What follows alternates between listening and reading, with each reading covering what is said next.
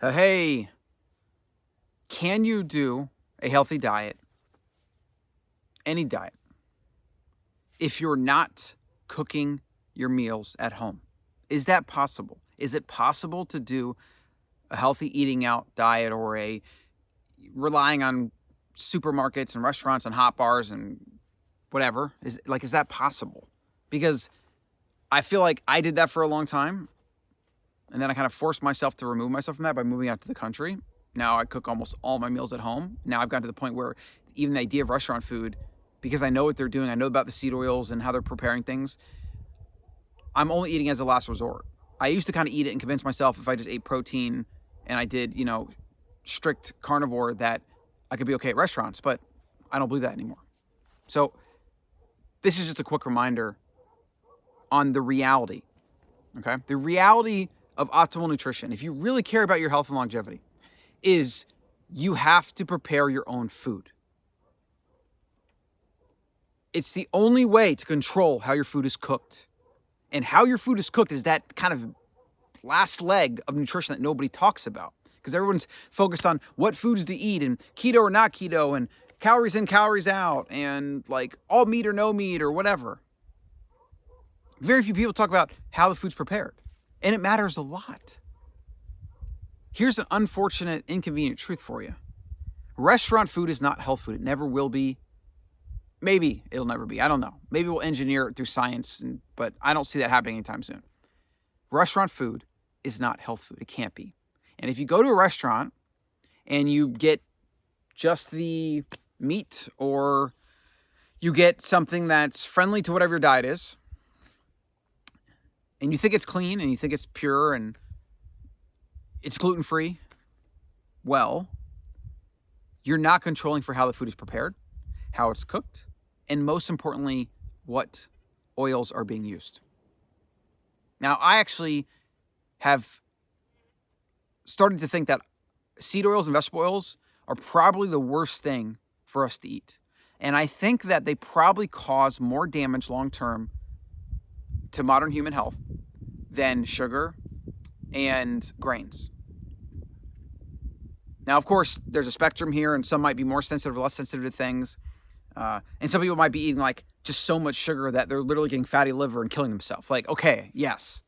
But if we had to kind of compare and you were eating like 20 or 30 grams of sugar a day and you know you need to stop, and then you're eating, 20 or 30 grams of seed oil fat, like the seed oil's way worse for you. And this actually was brought up in a book, Ben Greenfield's book, Boundless. He made the comment that when he's traveling, he always opts for, or he would choose something like fruit or sugar or another carb-based thing over something like a burger and maybe potentially fries, because that was obviously deep fried in vegetable oil. And he wouldn't choose a burger because what it's cooked in, and it's probably grain-fed beef and whatever, because the way fat gets into your system and then actually you become what you eat in that way. Whereas carbs, when you consume them, you can, your body metabolizes them, turns them into glucose, whatever, and then can burn them off. And if you do store fat, you're storing it, in a different form, like your body generated glucose, rather than the fat molecules like kind of floating from your mouth, vegetable oil white, into your fat, right? Like when it comes to seed oils, vegetable oils, you literally can become seed or vegetable oils. Like think about that. You eat something like that, it goes into your body, and then that gets shuttled into fat cells. And then, over the course of years, if you don't lose that fat, you have like vegetable canola oil, seed oil, safflower crap in your fat that maybe it like seeps in out a little bit every so often. And that's when you don't feel great or whatever. Maybe like it's like some form of toxicity, like a consistent drip. I don't know. Like I'm fuzzy on the chemistry, but I don't like the idea of having vegetable or seed oils in my body. And the way fat works as a storage vessel, especially the way we eat every day, most of us aren't really like burning and gaining fat off on a regular basis. So we tend to, when we store fat, we tend to kind of keep it there. Maybe we use a little bit here and there or whatever, but that's just not something that you want, And it is the number one problem with restaurant food. And actually, the more I verbalize this, the more I just realize that. It's like if you go gluten-free and You know, obviously a lot of restaurant food has conventional meat or whatever. Like that's not great, but the seed oils, the vegetable oils, like they're the constant.